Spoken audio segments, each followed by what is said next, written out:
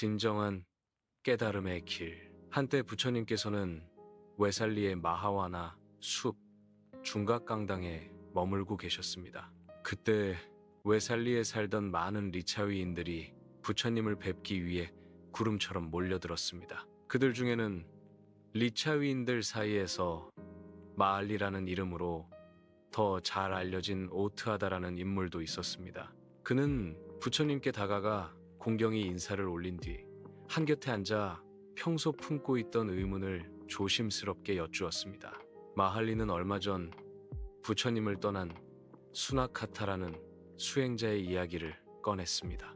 수나카타는 부처님 곁에서 수행할 때 명상을 통해 눈부시게 아름답고 성스러운 천상의 형상들은 보았지만 그곳에서 들려오는 천상의 소리들은 듣지 못했다고 말한 적이 있었습니다.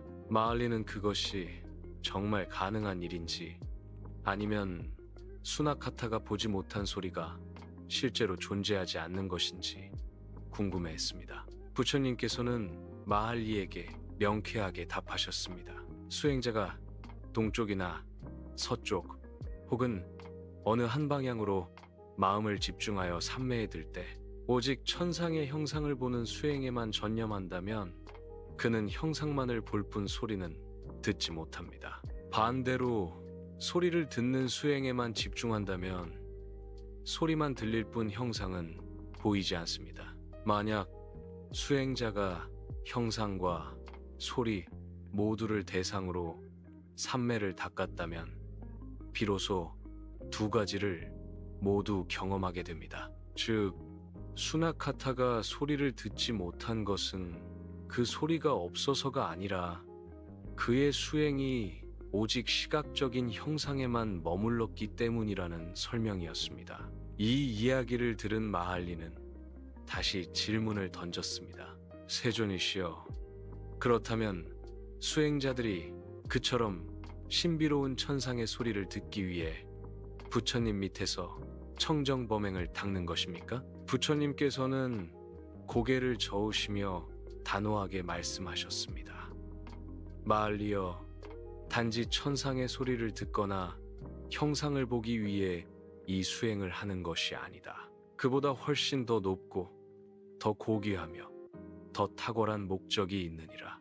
마할리는 눈을 반짝이며 그 더 높은 목적이 무엇인지 여쭈었습니다. 부처님께서는 성자가 걸어가는 4가지 단계에 대해 설법하기 시작하셨습니다. 3가지 족쇄를 끊어내어 결코 파멸에 떨어지지 않고 반드시 깨달음으로 나아가는 예류자의 경지, 탐욕과 성냄과 미혹을 열게 하여 단 한 번만 더 이 세상에 돌아와 괴로움을 끝내는 일례자의 경지, 5가지 낮은 단계의 족쇄를 완전히 소멸하여 다시는 이 세상으로 돌아오지 않는 불환자의 경지, 그리고 마침내 모든 번뇌를 완전히 소멸하여 살아서 해탈을 이루고 스스로 깨달음을 성취하는 아라한의 경지가 바로 그것이었습니다. 부처님께서는 이 4가지 성스러운 과보를 얻는 것이야말로 수행자가 청정범행을 닦는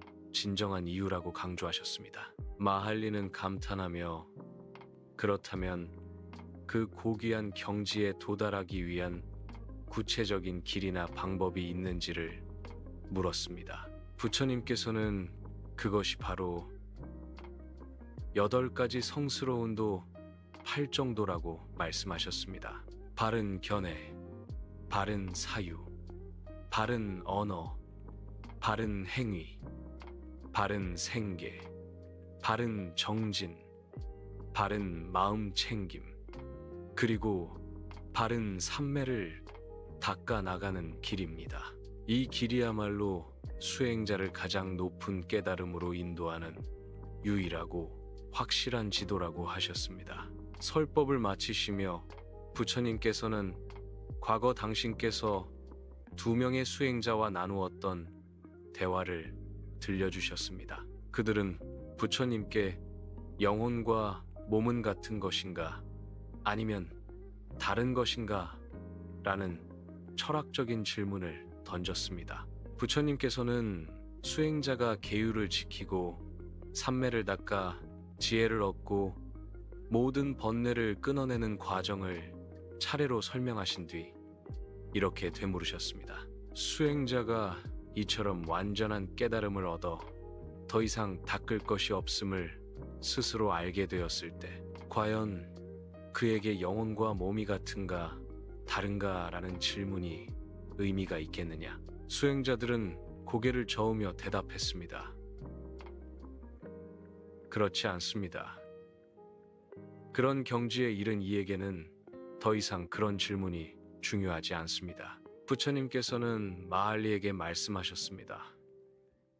나 역시 그 모든 경지를 스스로 알고 보았기에 부처님의 이 깊고 오묘한 가르침을 들은 리차위인 마할리는 커다란 기쁨을 느끼며 부처님의 말씀을 찬탄하였습니다.